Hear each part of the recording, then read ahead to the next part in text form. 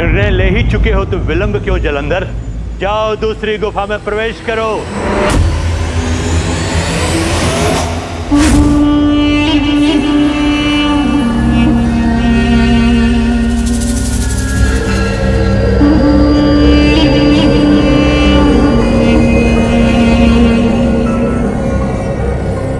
तो ये है वो गुफा, इसमें प्रवेश करना है मुझे।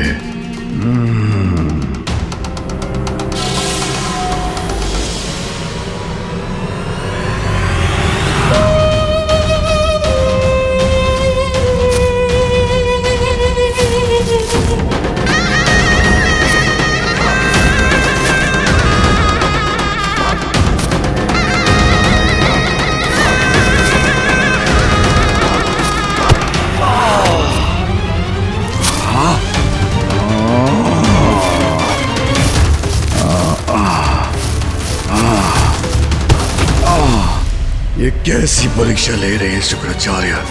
इतने परिश्रम के पश्चात किससे भेंट होने वाली है ज्ञात नहीं।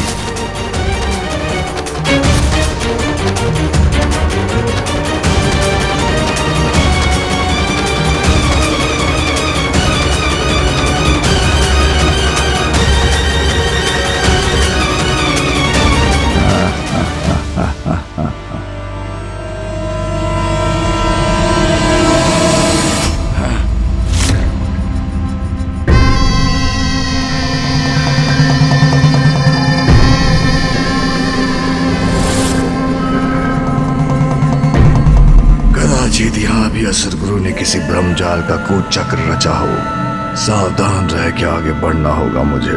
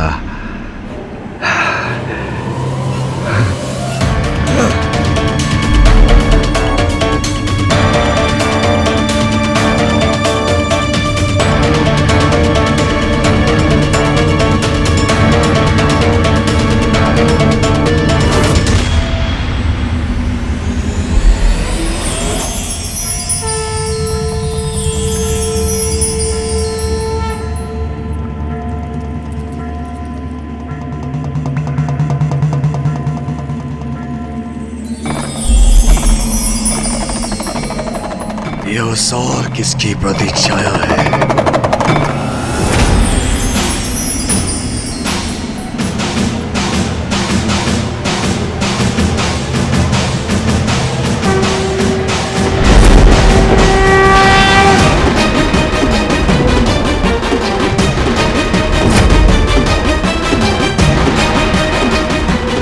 कौन खड़ा है वहां? अब मेरे मार्ग में कैसा भ्रम उत्पन्न किया है सदगुरु ने?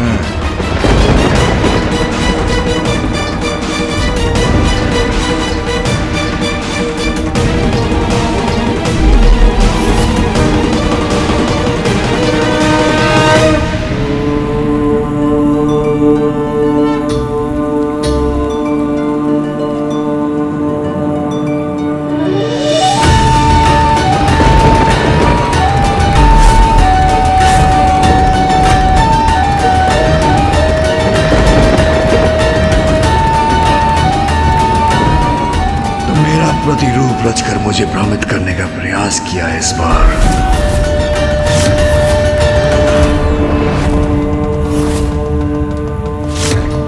सर्वश्रेष्ठ जलंधर हूं मैं। संपूर्ण संसार में मेरे जैसा एकमात्र मैं ही हूं। सुना तुमने? एकमात्र मैं। मेरे समान होने का ढोंग करने वाले तुम जो भी हो, हट जाओ मेरे मार्ग से। मैंने कहा हटो मेरे मार्ग से।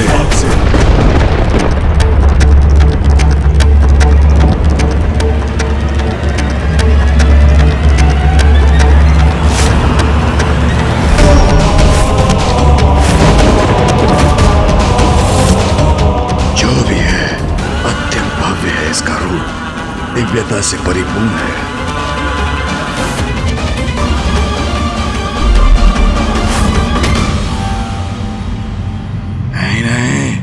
अवश्य भ्रम है ये मेरा।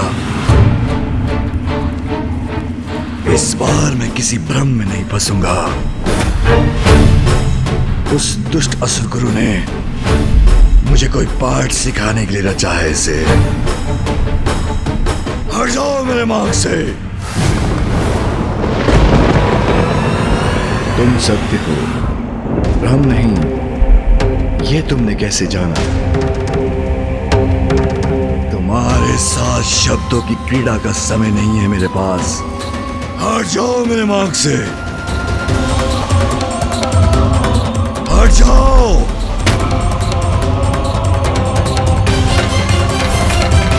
हट जाओ। नहीं हटोगे तो वक्त उसका परिणाम। मेरे समान बनने का प्रयास करने वाले को जीवित नहीं छोड़ूंगा मैं।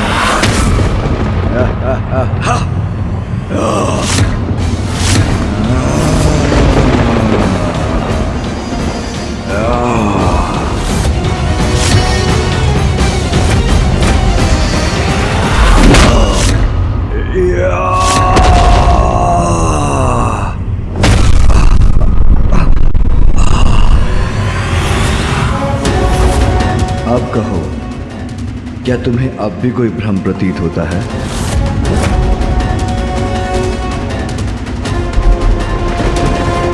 भ्रम हो या सत्य, तुम जो भी हो, तुम्हें तुम्हारी उद्दंडता का दंड अवश्य मिलेगा।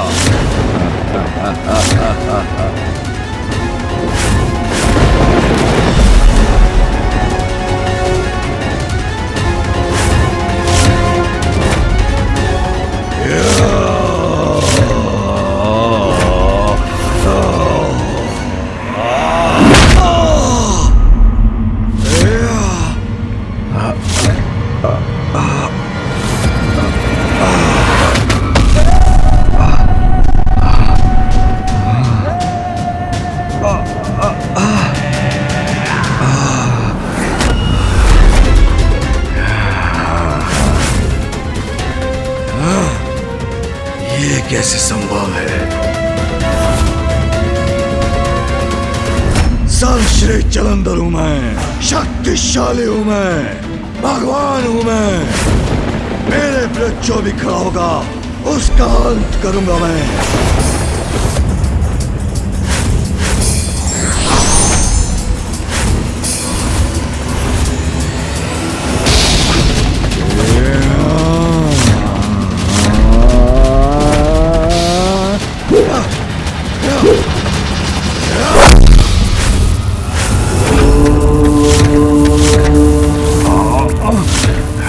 संपूर्ण ताकत लगा दी मैंने।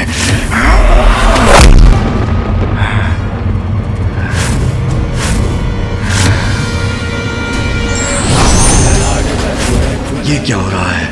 इसने मुझे निशस्त्र कैसे कर दिया?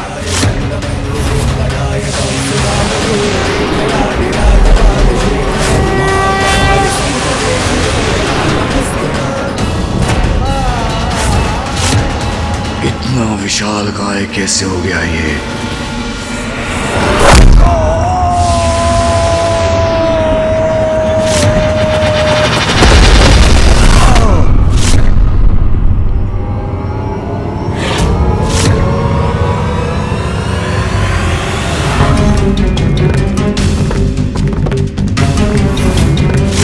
सर्वश्रेष्ठ हूं मैं, अपराजय हूं मैं, फिर इसकी शक्ति का सामना क्यों नहीं कर पा रहा हूं मैं?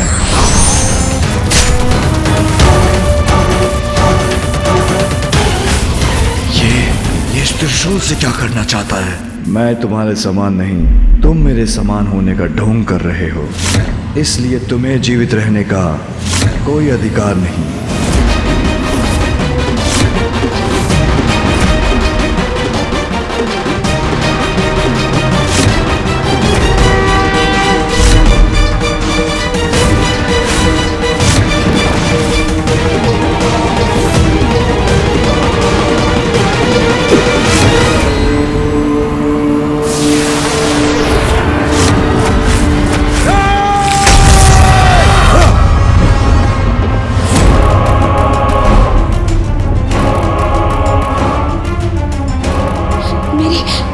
मेरे बलश्रेष्ठ, आप कुशल तो हैं?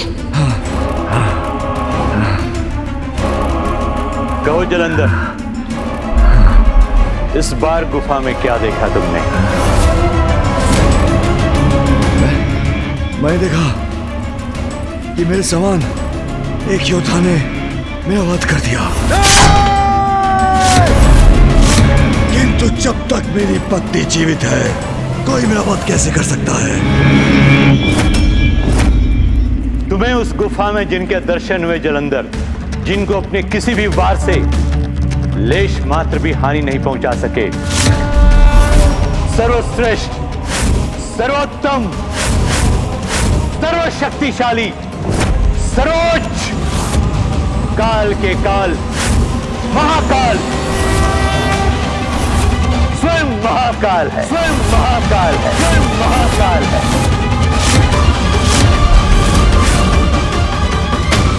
जो तुम्हारे रूप से भ्रमित होकर तुम्हें समझने की भूल कर बैठा था मैं।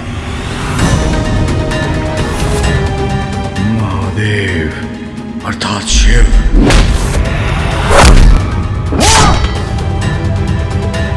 महादेव का परम भक्त हूं मैं, किंतु तुम्हारा गुरु होने के नाते तुम्हें उचित मार्ग दिखाना भी मेरा परम कर्तव्य है। तुम नवीन भगवान बनकर संसार पर अपना एकाधिकार स्थापित करना चाहते हो। मुझे अति उत्तम लगा तुम्हारा यह विचार, जो असुरों के पूर्व प्रयासों से अधिक श्रेष्ठ है, और तुम इसमें सफलता प्राप्त कर सकते हो। इसलिए आज तुम्हारा गुरु होने के नाते मैंने तुम्हें दो अत्यंत महत्वपूर्ण सीख दिए हैं। वो स्त्री जो अंततः तुम्हारे पतन का कारण बनेगी, उससे सावधान रहने की मेरी प्रथम सीख तो तुमने अनसुना कर दिया।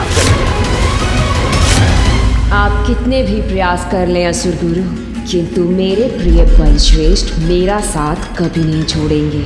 किंतु मेरी दूसरी चेतावनी सदा स्मरण रखना जलंधर, नवीन भगवान का पद प्राप्त करने के पश्चात कभी भी महादेव या कैलाश के निकट मत जाना, अन्यथा तुम्हारी मृत्यु आलिंगन करेगी तुम्हारा। महादेव के समक्ष आए तो उनके हाथों से तुम्हारा अंत होगा। मुझे ज्ञात है तुम अपनी पत्नी का त्याग नहीं करोगे, किंतु वचन दो मुझे, मेरी दूसरी चेतावनी का तुम सदा ध्यान रखोगे। वचन दो मुझे, वचन दो मुझे, वचन दो मुझे।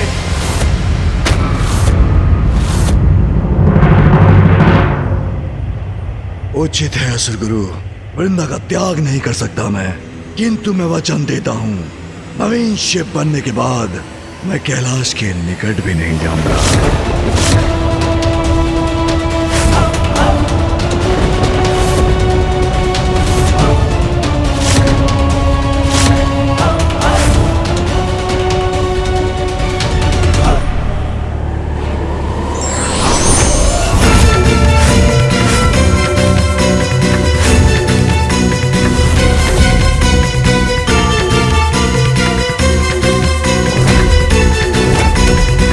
जलंधर, ये दिव्य त्रिशूल धारण करो।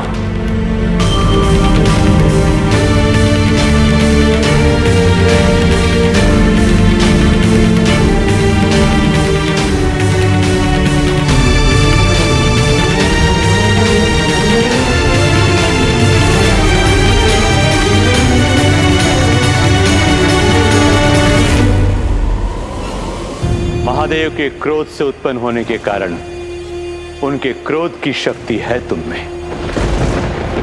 और अब इस त्रिशूल के साथ तुम्हें अन्य मायावी शक्तियां और अष्ट सिद्धियां प्रदान करता हूं और तुम्हें शक्ति संपन्न करता हूं।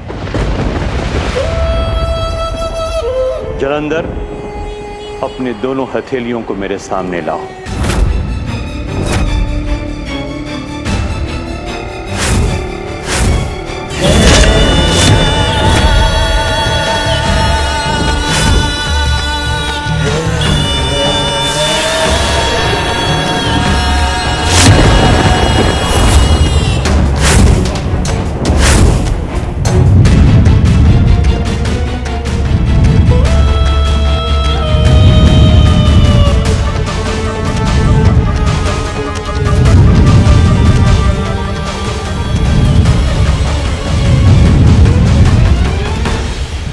अणिमा, महिमा, गरिमा,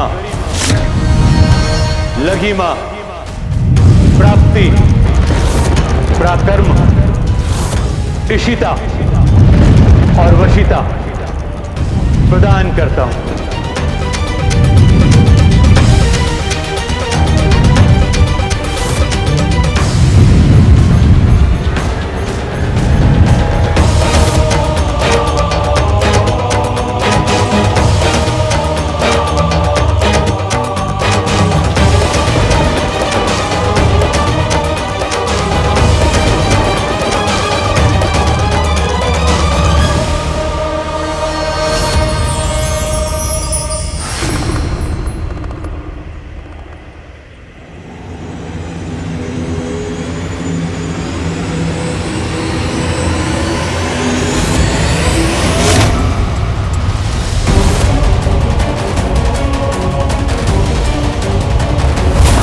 आकाश में ऐसी दिव्य ऊर्जा तो तभी प्रस्तुत होती है जब कोई किसी को महान शक्तियाँ प्रदान करता है।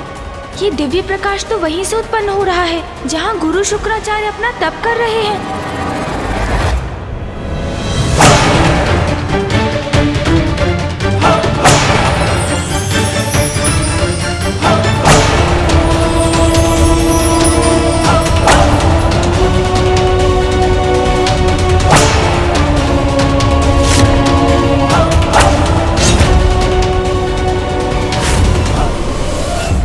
क्या वो किसी को विशेष शक्तियाँ दे रहे हैं? कहीं उनके द्वारा ये शक्तियाँ किसी कुपात्र को तो प्राप्त नहीं हो रही हैं? अब जाओ वत्स, नवीन कैलाश का निर्माण कर स्वयं को संसार के नवीन शिव के रूप में स्थापित हो जाओ।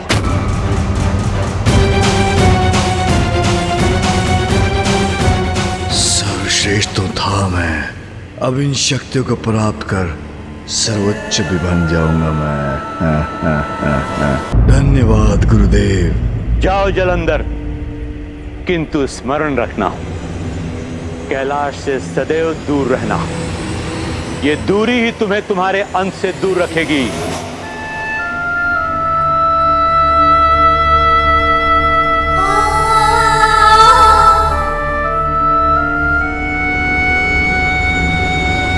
उचित है गुरुदेव, अब मैं विदा लेता हूं।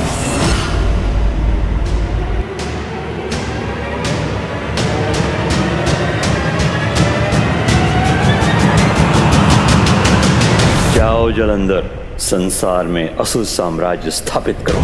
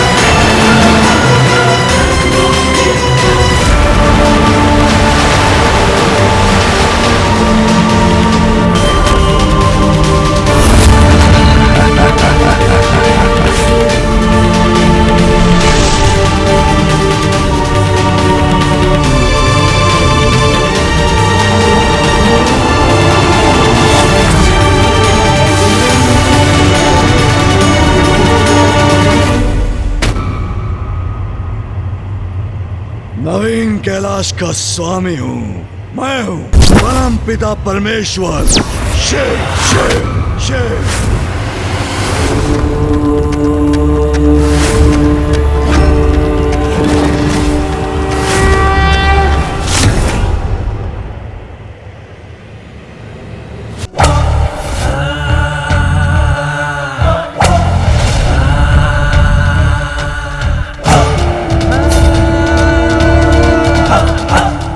समस्त संसार सर्वश्रेष्ठ जलंधर के अधीन होगा। सर्वत्र गूंजेगा एक ही मंत्र, ओम जलंधराय नमः, ओम जलंधराय नमः।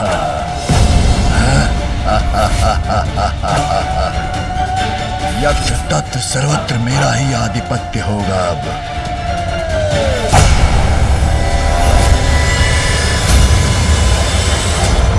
मेरे प्रिय बलश्रेष्ठ महान है, सर्वश्रेष्ठ है, सर्वोत्तम है, भगवान है आप।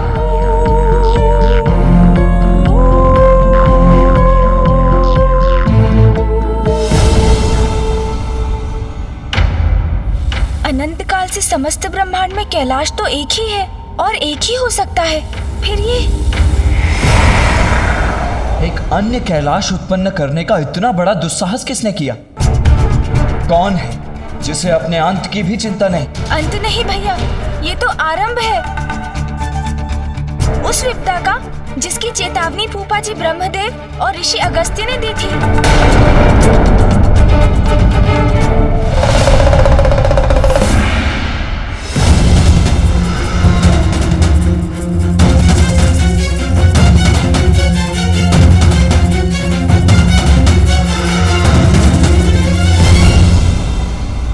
इस संकट के महासंकट बनने के पूर्व ही इसे नष्ट करने का उपाय करना चाहिए हमें, अन्यथा विलंब हो जाएगा।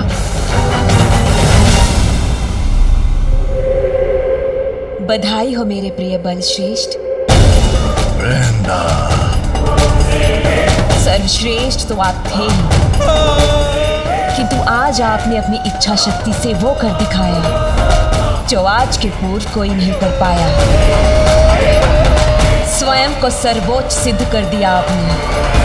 देवों के देव महादेव के पद पर स्थापित हो गए हैं आप, और मैं देवी शक्ति। नवीन भगवान जलंधर हूं मैं।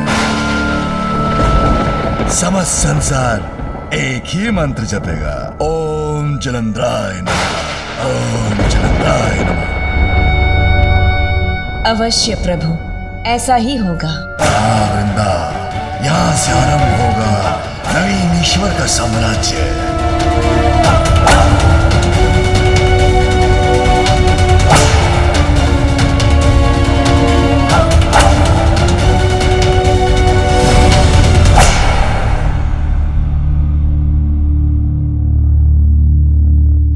वृंदा,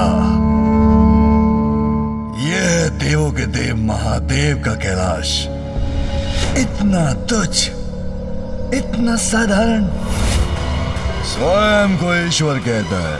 बताओ कहाँ रहता है? एक दलित भिक्षु के समान है? शिव का आसन होगा शिला का, किंतु मैं सर्वश्रेष्ठ जलंधर इस तुच्छ शिला पर कदापि नहीं स्थित होऊंगा। श्रेष्ठतम सिंहासन होगा मेरा आसन, और जिसे अभी अपनी शक्ति से प्रस्तुत करूंगा मैं।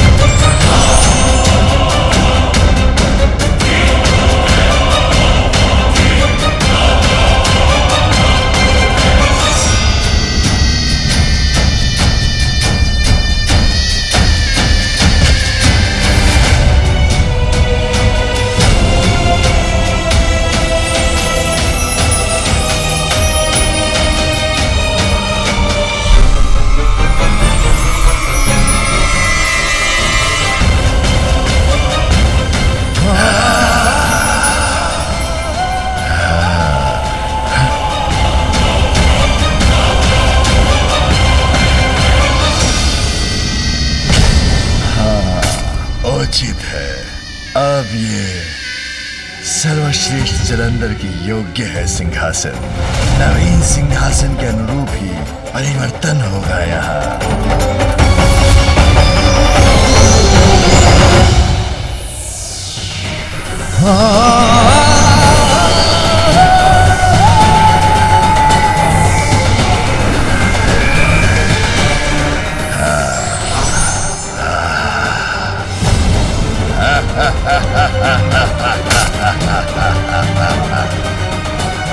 अब परिपूर्ण है क्यों वृंदा?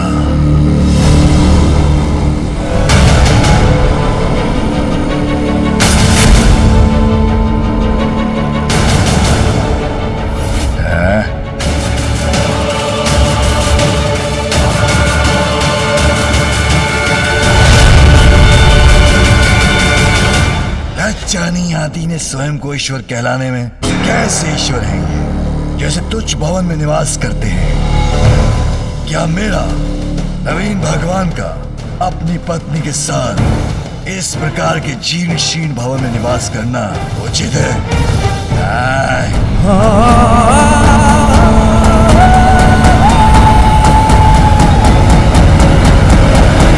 सर्वथा अनुचित है ये।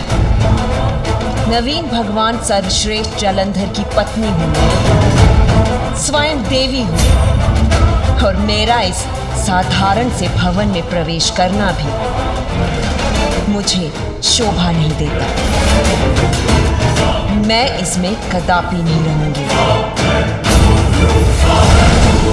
अवश्य मेरी प्रियवृंदा, सत्य कहती हो तुम।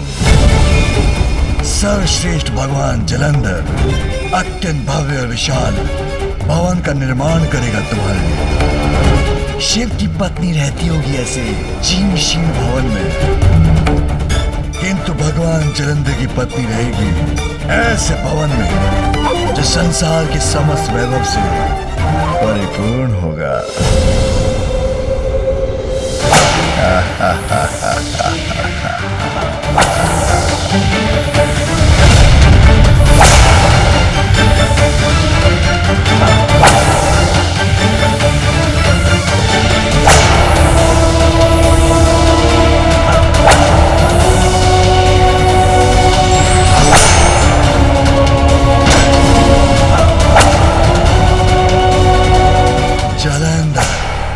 प्रसन्न हुआ। संसार के नवीन ईश्वर का नवीन कैलाश है। देव, गंधर्व, यक्ष, किन्नर, असुर, ब्रह्मा, विष्णु जब भी इसके निकट से जाएंगे तो यहाँ की चकाचौंध उन्हें विवश कर देगी मेरे समक्ष अपना शीश झुकाने के लिए। वैसे भी भगवान का निवास तो भक्तों का मंदिर होता है।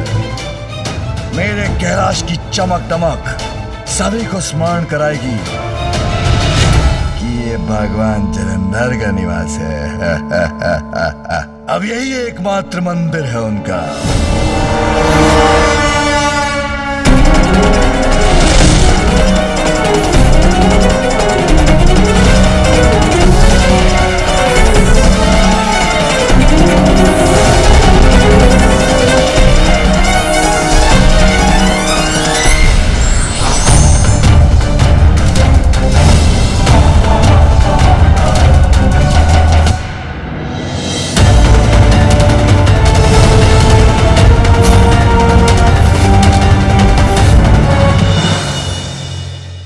जलंधर प्रसन्न हुआ।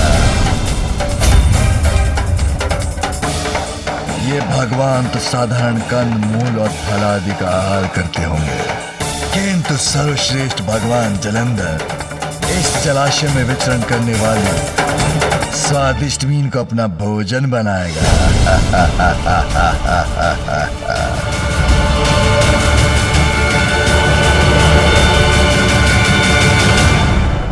कहो प्रिय, अब तो सब उचित है ना?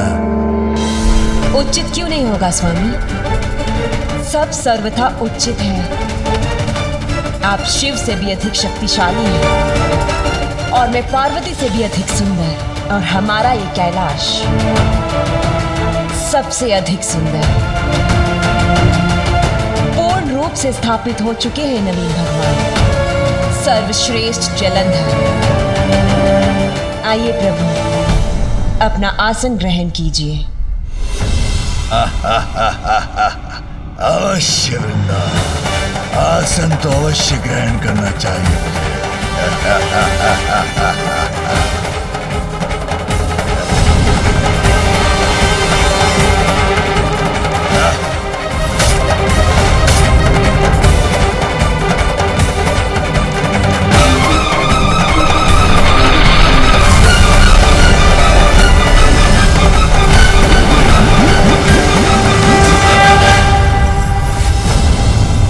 मैं महान हूँ, सर्वश्रेष्ठ हूँ, भगवान जलंधर हूँ मैं, जलंधर हूँ मैं, जलंधर हूँ मैं। भगवान जलंधर की जय हो, भगवान जलंधर की जय हो, भगवान जलंधर की जय हो।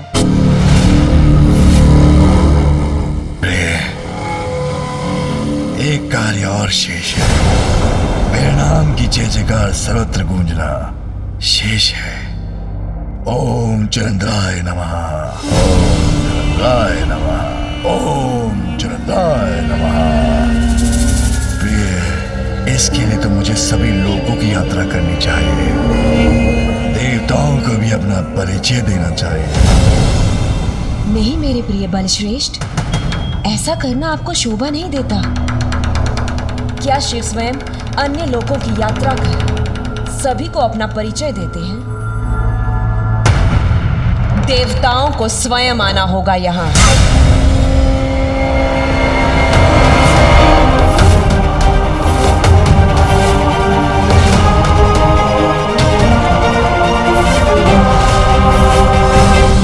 तुम्हारा सुझाव उचित है, किंतु ये सभी अभी भी पूर्व के समान शिवी के पास गए तो उन्हें कैसे ज्ञात होगा कि मैं कौन हूं? ये कौन बताएगा? ज्ञात होगा उन्हें प्रभु, अवश्य होगा, मेरा विश्वास कीजिए। अभी तो वो आपके इस नवीन कौतुक पर विचार कर रहे हैं और उनका यही कौतूहल उन्हें आपके पास, नवीन शिव के पास, नवीन भगवान के पास ले आएगा।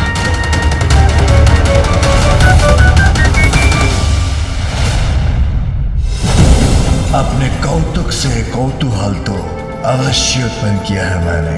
नवीन भगवान जो स्थापित हुआ मैं।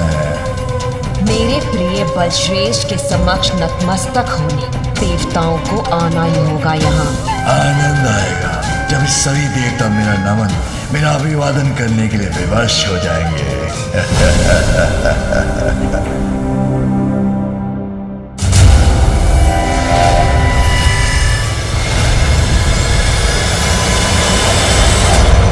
कैलाश का ये प्रतिरूप बाहर से तो उसके समान ही है, किंतु भीतर ऐसी भड़कीली चमक, आश्चर्य है।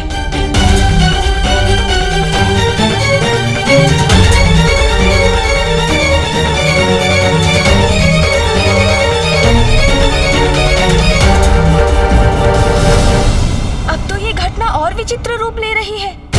इतने विभत्स कैलाश का निर्माण कौन कर सकता है?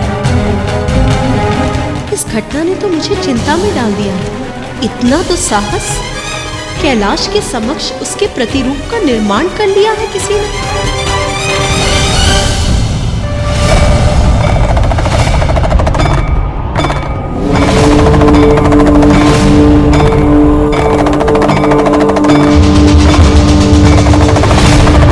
दो कैलाश एक दूसरे के समक्ष, असंभव। ये हो क्या रहा है?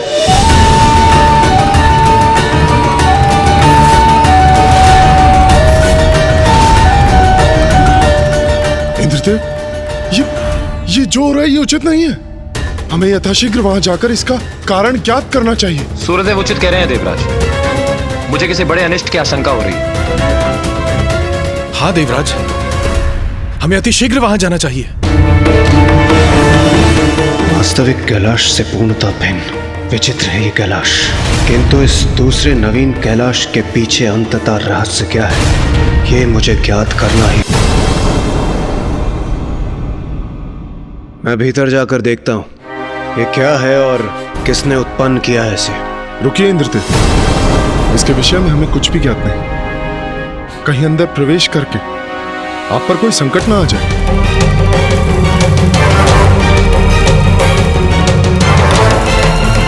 उचित है सूर्यदेव, किंतु यहाँ इतना सन्नाटा क्यों? प्रतीत होता है जैसे भीतर कोई है ही नहीं। कदाचित हमें महादेव से ही जाकर पूछ लेना चाहिए। क्या पता किसी कारणवश उन्होंने ही इस नवीन कैलाश का निर्माण किया हो।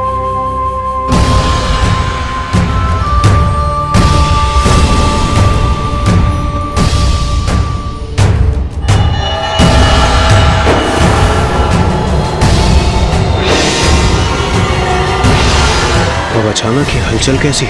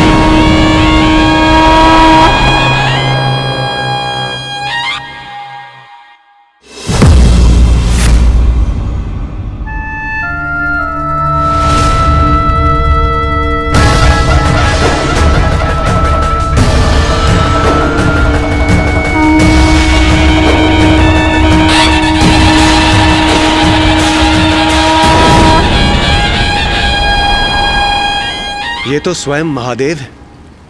हाँ इंद्रदेव, हमें उनके समक्ष जाना चाहिए।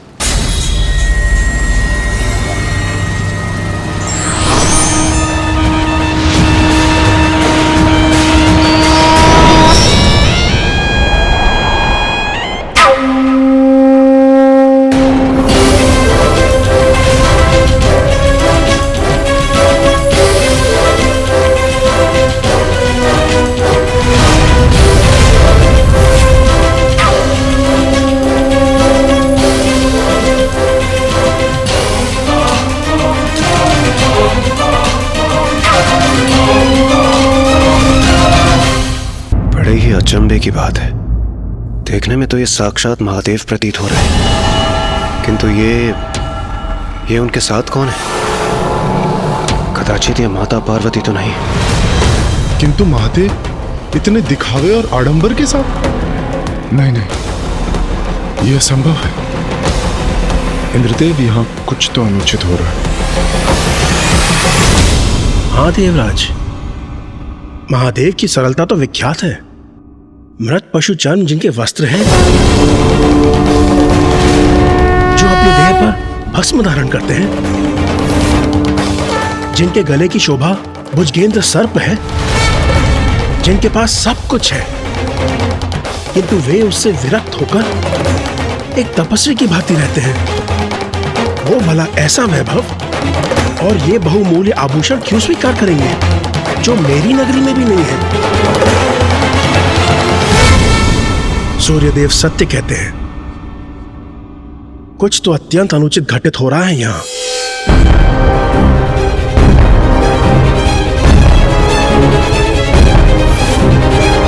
ये विषय तो मेरी भी समझ से परे है।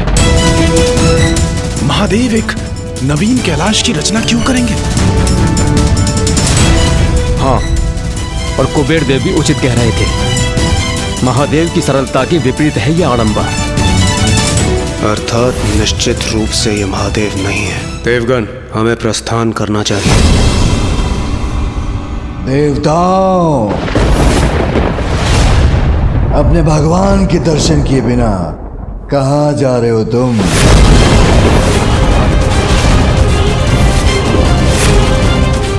महादेव का स्वर तो कदापि नहीं। इतना कठोर स्वर महादेव का? नहीं नहीं, असंभव। किंतु महादेव नहीं तो कौन है ये जो उनके समान दिखाई देता है?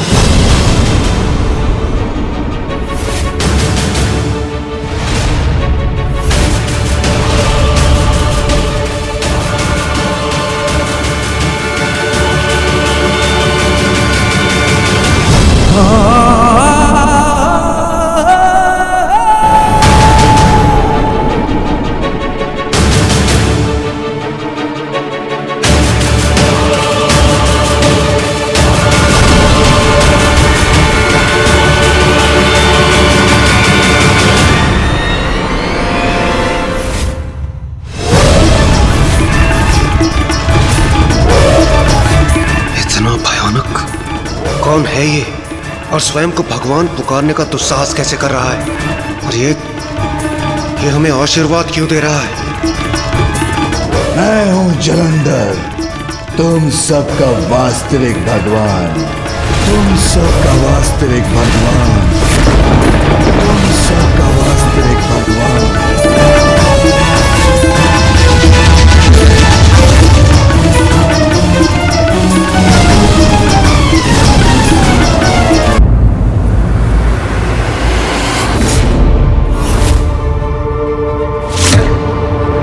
तुम भगवान नहीं, तुम तो कोई दुस्साहसी पाखंडी हो जो हमारे प्रभु होने का ढोंग कर रहा है। दुस्साहस तो तुम कर रहे हो सूर्यदेव, अपने भगवान जलंधर को पाखंडी बुलाकर।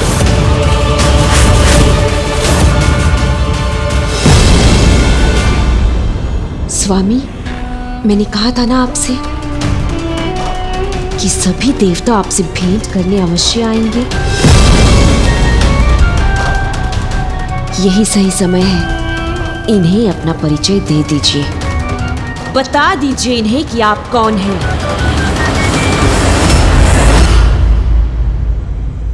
उचित कह रही हो वृंदा, महादेव नहीं, सर्वश्रेष्ठ जलंधर हूं मैं, जलंधर हूं मैं, जलंधर हूं मैं। तुम सबका वास्तविक भगवान, आज से तुम्हारा वास्तविक शिव, और यह है मेरी पत्नी साक्षात शक्ति। जलंधर, तो इसी को लेकर प्रथम पूज्य गणेश जी, ब्रह्मदेव और ऋषि अगस्त ने महादेव से अपनी चिंता व्यक्त की थी। और यह है वास्तविक कैलाश, जो आज तक संसार की दृष्टि से छिपा हुआ था। किसने बनाया इन्हें शिव और शक्ति? ये हो क्या रहा है यहाँ? विश्वास नहीं हो रहा ना तुम्हें, किंतु इसमें तुम्हारा कोई दोष नहीं। उस मायावी शिव ने अपनी शक्ति दिखाकर, अपना क्रोध दिखाकर तुम्हारे मन में भ्रांति उत्पन्न कर दी, और तुम उसका विश्वास करने में विवश हो गए, अंधे भक्त बन गए। साधारण देवता हो ना, भूल करना तुम्हारी पहचान है, किंतु तुम्हारा भगवान होने के नाते तुम्हारे सभी दोष, सभी भूल क्षमा करने के लिए तैयार हूं। किंतु उसके लिए तुम सबको मेरी शरण में आना होगा। इसका दुस्साहस तो सभी सीमाएं लांघ चुका है। ओम जलंधराय नमः, ओम जलंधराय नमः, ओम जलंधराय नमः का जाप कर यज्ञ की आहुति दो। बंद करो ये अनर्गल प्रलाप। कल तुम्हारा जन्म हुआ है और आज तुम महादेव का स्थान लेने चले हो। अद्वितीय मूर्खता है ये। तुम्हें ज्ञात भी है कौन है महादेव? अनादि अनंत अविनाशी है महादेव। हमारे, तुम्हारे और सभी के भगवान है महादेव। शिव को भगवान मानना तुम्हारी विवशता थी, समझ सकता हूं मैं, किंतु अब तुम्हारा वास्तविक भगवान तुम्हारे समक्ष खड़ा है। चिंता मत करो, मैं सगोरी शिव से तुम्हारी रक्षा करूंगा। बस मेरी पूजा करो, मेरा मंत्र जपो, मुक्ति पा जाओगे उस मायावी शिव की माया से।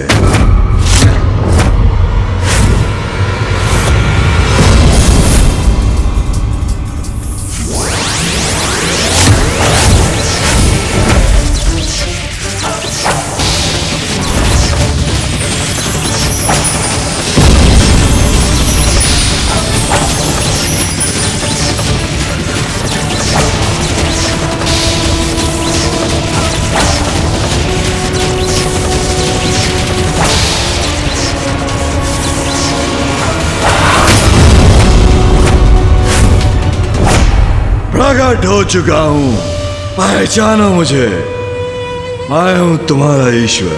अभिवादन करो मेरा। ओम जलंधराय नमः का जाप करो, कल्याण होगा। जाओ, जाकर मंथन करो, अपने भीतर का सत्य उजागर करो और लौटकर मेरे शरणागत बनो। उसी में तुम्हारा उद्धार निहित है।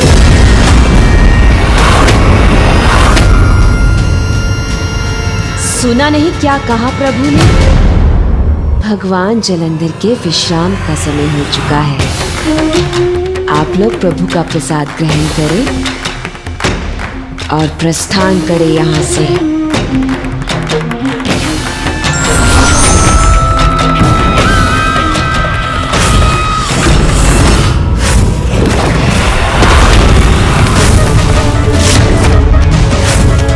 सेविका,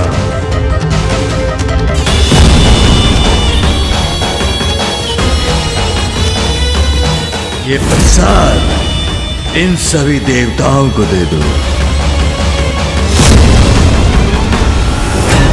ओम जलंधराय नमः, ओम जलंधराय नमः, ओम जलंधराय नमः, ओम जलंधराय नमः, ओम जलंधराय नमः, ओम जलंधराय नमः। ये प्रसाद और भगवान जलंधर के चरणों के पुष्प प्राप्त कीजिए।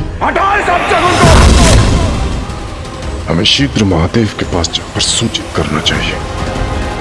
कौन है ये पंडित जो इतना दुस्साहस कर रहा है? अब महादेव ही समाधान करेंगे इस समस्या का, वो ही दंडित करेंगे इसे।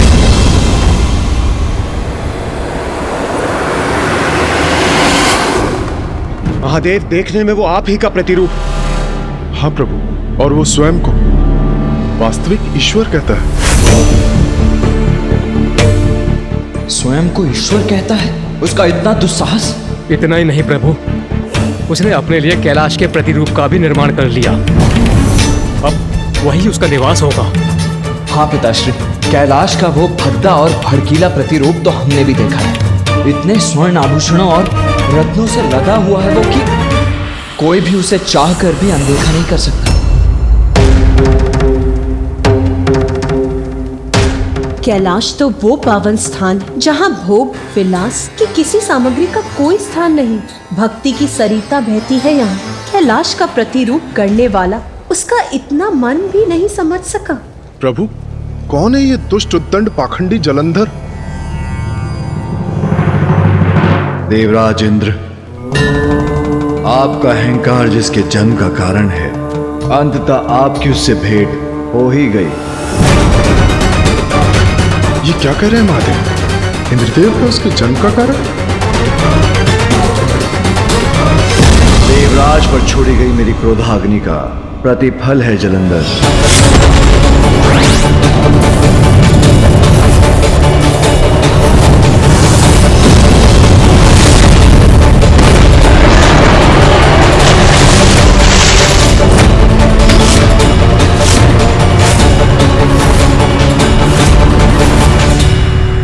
किंतु आप सभी उसके किस कृत्य से इतने चिंतित हैं? पिताश्री समझ क्यों नहीं रहे हैं? वो उन्हीं से स्पर्धा करने का अपराध कर रहा है। पिताश्री अभी भी संकट को गंभीरता से क्यों नहीं ले रहे? किंतु प्रभु, वो जो कर रहा है वो अत्यंत गंभीर है। स्वयं को भगवान कह रहा है। तो क्या हुआ देवराज? स्वयं को भगवान कहता है तो कहने दीजिए। कुछ भी कहने से असत्य क्या सत्य हो जाता है? संसार मुझसे ही जन्म पाता है और अंत में मुझ में ही समा जाता है। सर्वज्ञात है मेरा ये सत्य, इसलिए असत्य कितना भी कोलाहल मचा ले, किंतु सत्य को लेश मात्र भी प्रभावित नहीं कर सकता। पिताश्री, असत्य का गहन अंधकार व्याप्त होने पर भी सत्य का प्रकाश अवश्य उजागर होता है, किंतु असत्य संसार को भटकाता है और विनाश का, पीड़ा का एवं कष्ट का कारण बनता है। पिताश्री, जलंधर को यदि रोका ना गया तो उसके इस असत्य का दुष्प्रभाव अवश्य होगा। प्रभाव होगा, अवश्य होगा। जब सभी देवता शिव के स्थान पर आपकी प्रार्थना करेंगे तो शिव पर भी इसका प्रभाव अवश्य पड़ेगा। पिताश्री, मेरा विचार है कि समस्या अभी जन्म ले रही है और समस्या के आरंभ में ही उसका अंत करना उचित है। हाँ, किसी का भी स्वयं को भगवान घोषित करना बहुत बड़ा अपराध, किंतु ये जलंधर की प्रारंभिक भूल। कदाचित इसीलिए महादेव उसको दंड न देकर सुधरने का अवसर देना चाहते हैं। हमें सावधान रहना होगा प्रभु, क्योंकि शिव और उसके परिवार वाले आपको एक बहुत बड़ी समस्या घोषित कर अपने मायावी और कपटी उपायों से आपका अंत करने का प्रयास करेंगे। किंतु देवताओं पर शिव का एकाधिकार अब आप ही प्राप्त करेंगे, क्योंकि आप अति बलशाली हैं और गुरु शुक्राचार्य ने आपको अष्ट सिद्धियां प्रदान की हैं, जिससे आप अपराजय हो गए हैं और आपका अंत कोई नहीं कर सकता। आज जलंधर स्वयं को ईश्वर की पहचान बताकर अपना स्थान बना रहा है। कल वो अपने इस परिचय का अधिकार भी जताएगा और जिसके लिए वो सबसे उनके अधिकार छीनने का प्रयास भी करेगा। इससे पूर्व कि वो सबके लिए संकट उत्पन्न करे, हमें उसका दमन करना ही चाहिए। यही तो दुविधा है पुत्र। उसने संसार के लिए संकट बनने का संकेत दिया अवश्य, किंतु वो अभी संकट बना नहीं है। संकट है तो समाधान भी अवश्य है। महादेव जलंधर को नष्ट कर इस संकट को जड़ से ही मिटा सकते हैं। हाँ पिताश्री, मैं गणेश से पूर्णतः सहमत हूँ। मैं आपसे निवेदन करता हूँ पिताश्री, अब हम सभी को इस चिंता से मुक्त कीजिए, संसार की सुरक्षा कीजिए, नष्ट कर दीजिए उसे, मिटा दीजिए जलंधर की पहचान को। आप मात्र ईश्वर की पहचान नहीं, आप तो स्वयं ईश्वर हैं प्रिय बलश्रेष्ठ। स्मरण रखिए, महादेव होने का जन्म सिद्ध अधिकार है आपका, और जो भी उसमें बाधा बनेगा उसका दमन कर अपना ये अधिकार स्थापित करना, ये आपका कर्तव्य है। किंतु गणेश, अपने कृत्य से जलंधर ने स्वयं को प्रमाणित कर क्या किया है? मात्र स्वयं को ईश्वर ही तो घोषित किया है उसने। पिताश्री तनिक रुकिए, अब मैं आप सभी को सरलता से एक कथा के माध्यम से समझाता हूँ। आप सभी ने ऊंट और उसके स्वामी की कथा तो अवश्य सुनी होगी। एक बार एक यात्री मरुस्थल के मार्ग से यात्रा कर रहा था। रात्रि हुई तो उसने शिविर लगाया और विश्राम करने लगा, किंतु शीत बहुत थी, जिसके कारण बाहर खड़ा ऊंट बार बार शिविर के भीतर अपना शीश डाल रहा था। ये देखकर उसके स्वामी को उस पर दया आ गई और उसने ऊंट को शिविर में उसका शीश छुपाने की अनुमति दे दी। सर्वप्रथम ऊंट ने अपना शीश भीतर किया, फिर धीरे धीरे अपना शेष शरीर भी भीतर ले जाने लगा और कुछ समय बाद ऊंट तो शिविर के भीतर था और उसका स्वामी शिविर के बाहर। इसलिए मैं कह रहा हूँ, उसने केवल आज स्वयं को ईश्वर घोषित किया है, किंतु कल वो आपके सभी स्थानों, सभी लोकों में बलपूर्वक प्रवेश कर आपसे आपका सब कुछ छीन लेगा।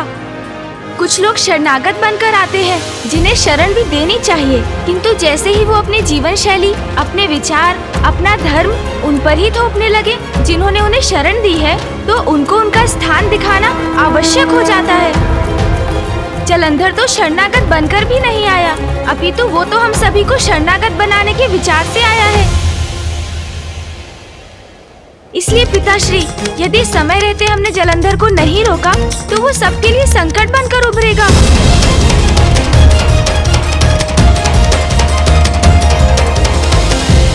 पुत्र गणेश, यदि जलंधर स्वयं को ईश्वर कहता है तो सत्य ही तो है।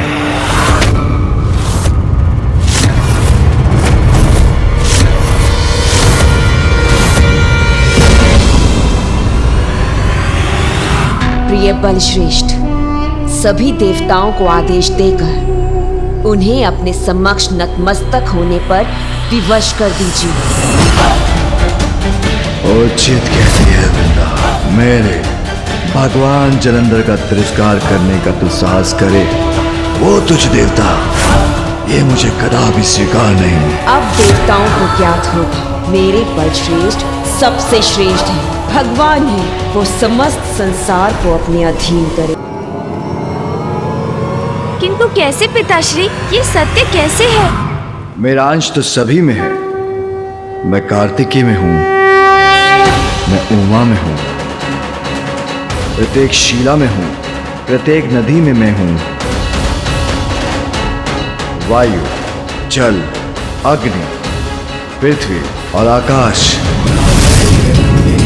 अर्थात समस्त सृजन के आधार सभी पंच तत्वों में मैं ही तो हूँ। मैं सूर्य में हूँ, मैं चंद्र में हूँ, संसार के सभी चराचर जीवों में मैं हूँ, और मैं सभी में हूँ तो मैं जलंधर में भी हूँ। मेरा अंश उपस्थित है उसमें, तो वो असत्य कहाँ कह रहा है? किंतु महादेव, नहीं, स्वयं को ईश्वर घोषित करना इतना बड़ा अपराध नहीं कि उसे दंड दिया जाए। मैं अपना निर्णय ले चुका हूं और उस पर सार्थक हूं। जब तक जलंधर कोई ऐसा अपराध न करे जिससे संसार को हानि हो, मैं उसे कदापि दंडित नहीं करूंगा।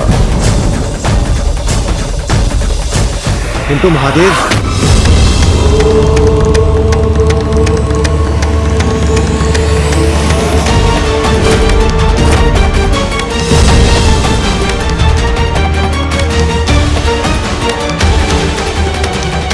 महादेव ने अपना निर्णय सुना दिया।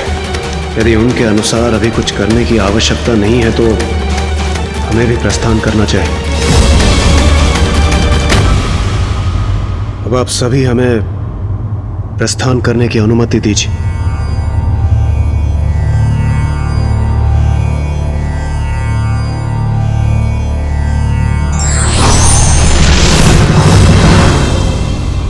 गणेश, यदि महादेव जलंधर को लेकर चिंतित नहीं है तो कदाचित हमें भी अपनी चिंता त्याग देनी चाहिए। अब हमें प्रस्थान करना चाहिए।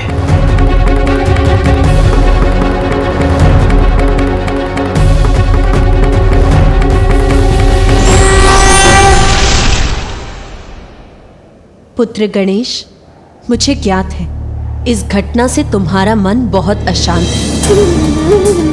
जब ये नवीन लोक उत्पन्न हुआ था तब मेरा मन भी बहुत व्याकुल हुआ था, किंतु जैसा कि ब्रह्मदेव ने कहा, यदि तुम्हारे पिताश्री शांत हैं तो हमें भी शांत रहना चाहिए पुत्र।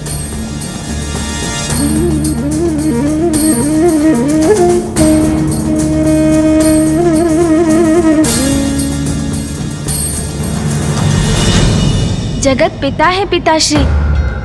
अच्छे बुरे, देव दानव, यक्ष किन्नर, गंधर्व, मनुष्य, सभी चर अचर जीव उनकी संतानें हैं। और जगत पिता तो अपनी सभी संतानों को समान दृष्टि से देखते हैं, इसलिए तो वो सर्वोच्च है। किंतु भैया, मुझे आभास हो रहा है कि जलंधर अवश्य कोई बड़ा महासंकट प्रस्तुत करने वाला है। हाँ भैया, हमें उसके प्रति सतर्क रहने की आवश्यकता है।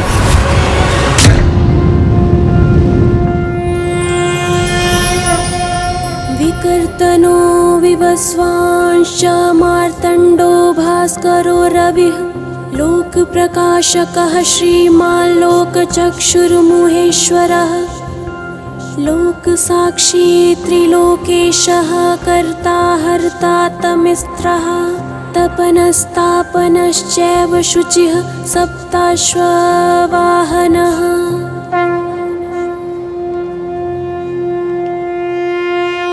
देवी संज्ञा, मेरा दिवस, मेरे कार्य का आरंभ तुम्हारे द्वारा मेरी आरती से ही होता है। स्वामी, जीवन का आरंभ आपसे ही होता है।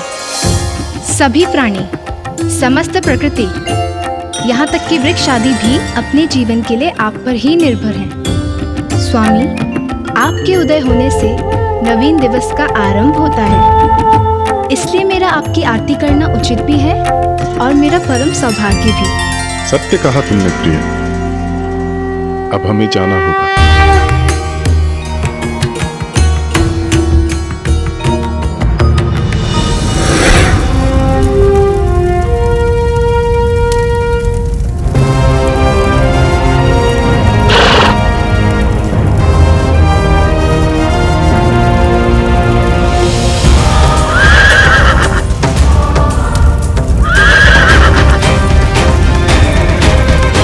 प्रकृति की गतिशीलता मुझ पर ही आधारित है, इसीलिए मेरी यात्रा में क्षणिक विलंब भी अनुचित होगा। आदिदेव नमस्तुभ्यं प्रभाकर नमोस्तुते।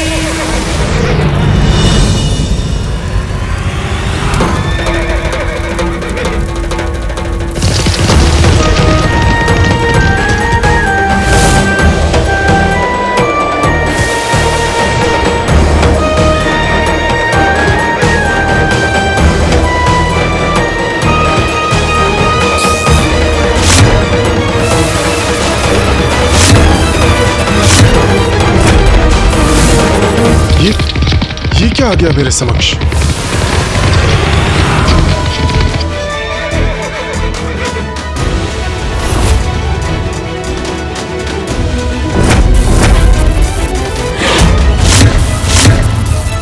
महादेव का त्रिशूल? किंतु महादेव का त्रिशूल मेरा और मेरे प्रकाश का मार्ग क्यों बाधित कर रहा है? महादेव का नहीं सूर्यदेव, ये तुम्हारे नवीन भगवान सर्वश्रेष्ठ जलंधर का त्रिशूल है। जलंधर?